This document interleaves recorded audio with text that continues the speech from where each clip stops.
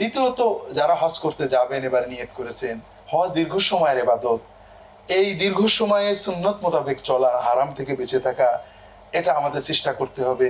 হজের সময় অবসর থাকে, মনে হয় গল্প করি, দেশের খবর জানি, এই হারামাইন শরীফের পবিত্র জায়গাগুলোতে দোয়া করা, আল্লাহর কাছে তওবা করা, এই সুযোগ থেকে বঞ্চিত তো হই।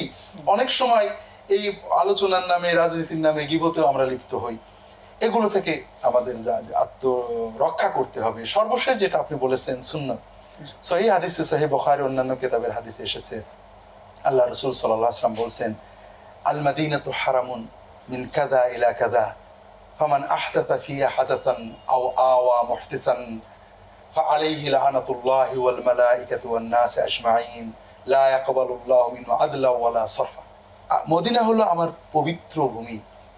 এই পবিত্র ভূমির ভিতরে, বাউন্ডারিতে যদি কোনো ব্যক্তি নতুন কর্ম করে, আহদাসা হাদাসান, অর্থাৎ বিদআত করে, সুন্নতের ব্যতিক্রম, নতুন, রাসূল বিদআতও বলেননি, সুন্নতের ব্যতিক্রম কোনো কাজ করে, অথবা কোনো এইরকম সুন্নতের ব্যতিক্রম কর্মকারীকে প্রশ্রয় দেয়, তাহলে তার উপরে আল্লাহর অভিশাপ, ফেরেশতাদের অভিশাপ, মানব জাতির অভিশাপ। আল্লাহ তাআলা তার থেকে কোনো ফরজ বা নফল ইবাদত কবুল করবেন না। আল্লাহ তাআলার কাছে আমরা পানা চাই, আশ্রয় চাই। এই অবস্থাতে এখানে যারা হজে যাচ্ছেন ভাইরা, বলবো, আমরা আমাদের দেশে অনেক কর্ম করি, কোনো বেদাতে হাসানা, বেদাতে সাইয়্যা, কোনো সময় ব্যতিক্রম।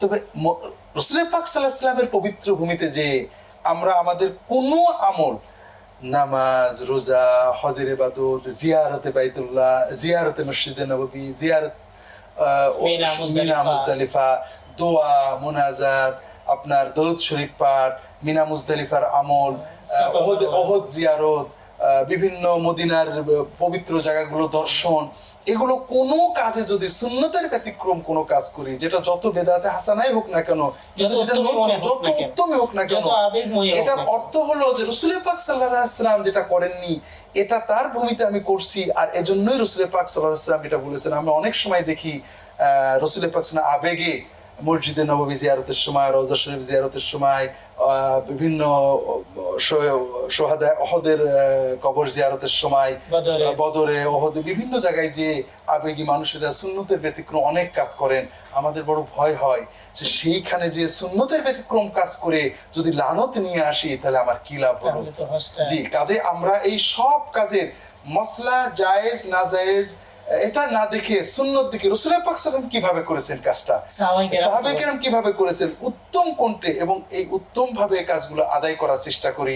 আল্লাহ আমাদেরকে হজ্জে মাবরুর আনার তৌফিক দিক, আমরা যেন ভুলে লানত নিয়ে না আসি। আমিন, আল্লাহুম্মা আমিন। স্যার, আপনি হজ বিষয়ে আমাদেরকে খুব গুরুত্বপূর্ণ কিছু বিষয় বললেন।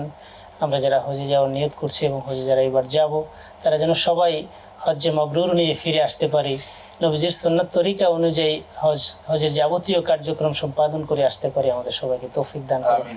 স্যার, আপনি কষ্ট করে আমাদের স্টুডিওতে এসেছেন, আমাদের দর্শকদের জন্য সময় দিয়েছেন, আমাদের জন্য সময় দিয়েছেন। আল্লাহ তাআলা আপনাকে জাযায়ে খায়র দান করুন। আল্লাহ আপনাকে জাযায়ে খায়র দান করুন। আমাদের সকলকে এই যে সময়টা কাটালাম, দর্শক সবারই এই সময়টা আমাদের নেকির আমলনামায় লিখে দিন। আমিন, আল্লাহুম্মা